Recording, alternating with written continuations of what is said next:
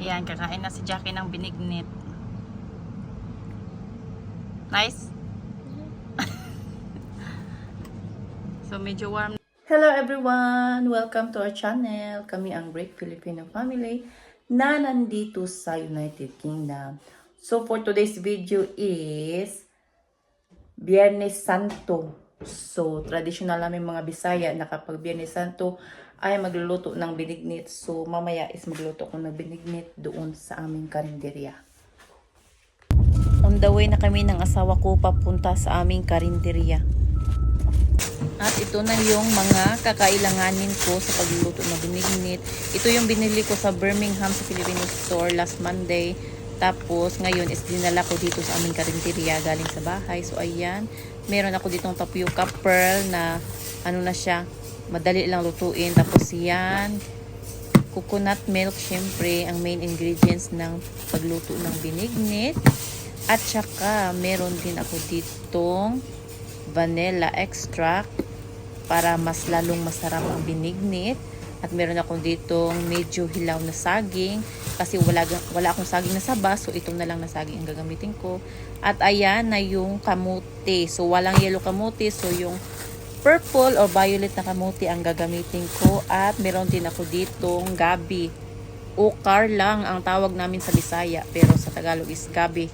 Sa English naman ay taro. So lalagyan ko din pala ito ng bigas at saka asukal.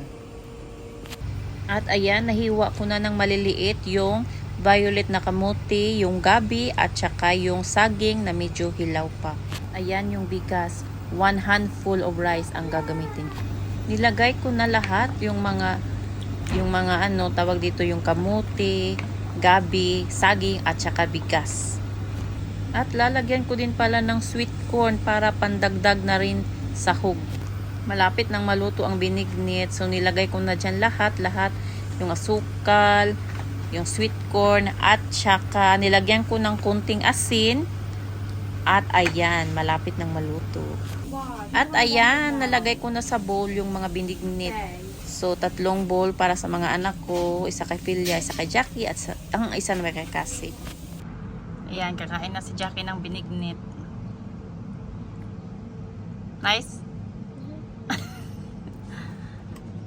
So medyo warm na dito, kaya dito kami sa labas kumain. So ito yung labas ng aming karinderya. It's very windy today, Jackie. Do you like the binignit? Yeah. Yeah. It's a purple binignit because of the sweet potato. Cassie is here. Move little bit. Sit down with Cassie. I can sit down here. Yeah. I'm so freezing. So freezing. It's the wind. Is that called? I don't know. Nice, Cassie. Sure? Do you like my binignit?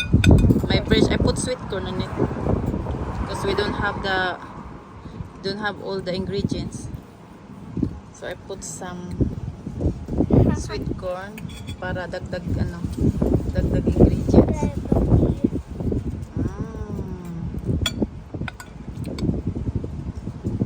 Is that boba? Yes, tapioca pearl. We called it sagu. It's a sagu. Bakit walang bilo-bilo, sabi ni Cassie. I forgot to buy the glutinous rice flour. That's why there's no bilo-bilo. There's no mochi. I'm gonna make boba after. I'm gonna make bubble tea after. No, maybe tomorrow. Really? Eat your binignit now. Before it gets cold. Mama, my basketball cup. Yeah. That's besties. And what flavour this is? What flavor? It's binignit.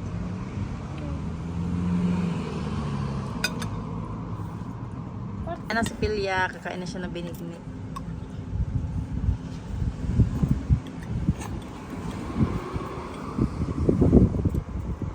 It's very tasty. Very tasty, The very yummy. flavor is amazing. It has a really it has a perfect texture.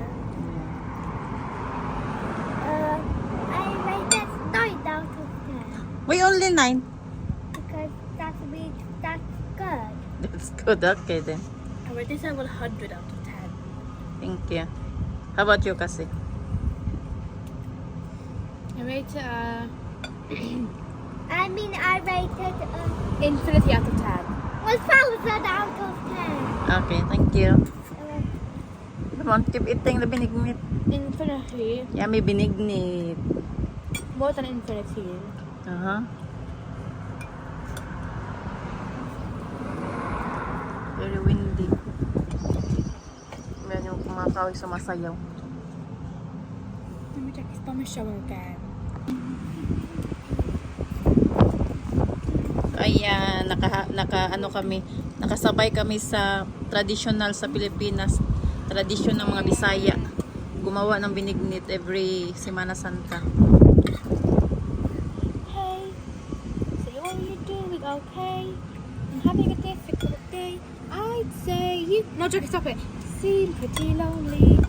Oh, you wish. At ayan, nagustuhan ng mga anak ko ang traditional food naming mga Bisaya every Semana Santa, ang binignit.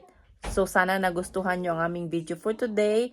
At sana patuloy nyo pa rin kaming susuportahan at sana patuloy pa rin kayong manunood sa aming mga videos. So, ayan. So, see you in the next vlog. See you soon. At saka sa mga hindi pa nag-subscribe, please subscribe our channel. And yun na. Bye-bye!